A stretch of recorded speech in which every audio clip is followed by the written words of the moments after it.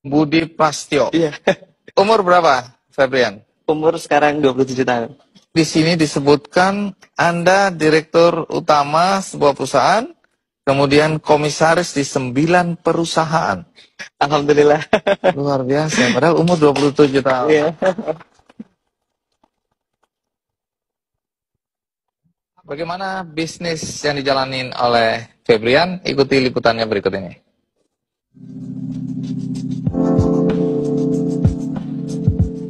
Febrian Agung Budi Prasetyo, seorang pria muda yang berusia 27 tahun ini merupakan pria kelahiran Solo yang dibesarkan dalam keluarga sederhana. Ayahnya dulu merupakan seorang supir angkutan damri di Solo.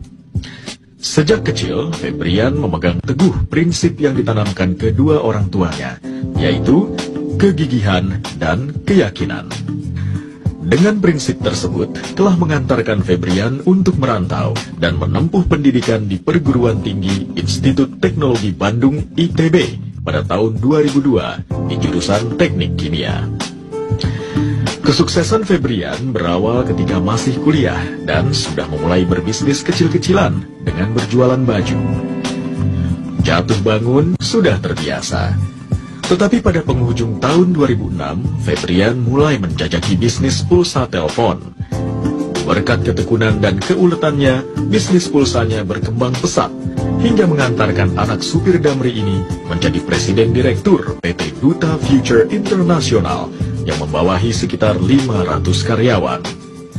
Hingga 2011 ini, bisnisnya telah meraup omset miliaran hingga triliunan rupiah setiap bulannya. Banyak sekali penghargaan diberikan kepada Febrian, antara lain penghargaan pengusaha muda terbaik 2010, sekaligus penghargaan Muri berkat bisnis pulsanya. Walaupun sudah sukses, Febrian memiliki sifat yang ramah, religius, dan rendah hati. Pengusaha muda ini dikenal baik oleh para karyawan dan masyarakat.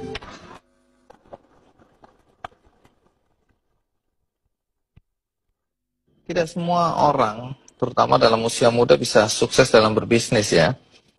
Lalu apa yang membuat Febrian itu bisa sukses? Kalau saya bilang di sini yang jadi kunci itu adalah dreams, Pak. Saya bahkan sempat itu melakukan hal yang lucu, kalau boleh saya sharing nggak? Iya, boleh dong. Boleh ya? Jadi kalau kata beberapa buku yang saya baca, ada Berpikir dan Berjiwa Besar dan lain sebagainya, itu dia dikatakan bahwa saya kalau kita mau achieve sesuatu, kita harus benar-benar bisa meyakini bahkan sampai merasakan. Nah, waktu itu tahun 2006 ya, saya belum punya apa-apa, motor satu Mio juga nyicil, sampai mencicil. Nah, saya pengen banget ngerasain kalau punya duit 10 miliar tuh rasanya gimana gitu. Di dalam rekening, saat itu saya punya satu tabungan, cuma satu-satunya buku, ya, dan saldonya di situ cuma 300 atau 600 ribu, saya lupa saat itu. Kecil, Dan sedikit berani sekali. bermimpi satu hari 10 M rasanya gimana Iya. gitu ya. Akhirnya apa yang saya lakukan? Saya tulis di buku tersebut 10.000.000.000. Pakai bolpen. Padahal kosong itu ya. Akhirnya kalau di teller, wah diketawain sama tellernya. Ini maksudnya apa ini? Terus? Ya, saya bilang ini adik saya apa ngerjain saya gitu. Padahal mimpi. Iya. Kalau kata orang bilang kan, kekuatan kita di pikiran itu sangat kuat ketika kita dalam alam-alam bawah sadar ya. Ketika kita mau bangun tidur atau kita mau tidur gitu kan. Jadi bangun tidur, saya lihat buku tabungan. Saya punya 10 miliar, yes. Dan itu memberikan power, Pak. Iya. Itu memberikan power. Itu cocok gitu, karena The Secret mengajarkan hal seperti itu. Apa yang kita inginkan, kita pikirkan, kita ucapkan, kita selalu ingat-ingat terus. Kemudian lanjutan dari The Secret, The Power. Jangan-jangan Anda pembaca buku ini ya? Saya baca bukunya, saya lihat filmnya, saya sampai nangis, Pak. Karena di situ dijelaskan mirip sekali yang saya lakukan, Pak. Nah, sekarang pertanyaan terakhir yang selalu saya ingin tanyakan, apa nasihat Anda pada anak-anak muda dalam konteks berbisnis? Untuk berbisnis seperti yang saya sampaikan tadi, yang paling penting adalah kita mau dulu. Mau ya, dulu. Mau, kemudian dari kita mau tersebut, bagaimana kita bisa membuatnya jadi satu dreams yang bulat.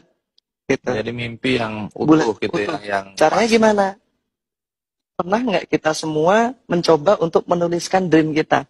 Nah, itu jarang, Pak. Jadi nulis saya umur sekian mau gimana, dan terus saya punya teman yang melakukan itu dan hasilnya luar biasa gitu. Jadi banyak sekali ya ketika kita mau kadang-kadang kan seperti banyak orang bilang ya, ketika kita pas kecil kita punya dreams banyak sekali, kita punya impian besar, tapi ketika kita banyak tantangan dan sebagainya hilang semua. Nah, supaya nggak lupa, kita tulis. Dan manusia itu makhluk visual, Pak. Kalau kita suruh, Pak, jangan bayangin gajah. Apa yang Bapak bayangkan? Gajah, Gajah. gitu kan. Manusia itu makhluk visual, jadi kita harus berani memvisualisasikan dream kita dalam bentuk gambar-gambar. Ini yang saya lakukan itu pas saya di kampus ya, ke kampus juga jalan kaki dari rumah. Tapi saya tuh hobi banget ngoleksi foto-foto mobil, BMW, Mercy, Ferrari gitu ya. Saya tempel di banner kuliah saya, sampai teman-teman saya bilang, ini aku akan punya ini. Sakit ini orang. Iya.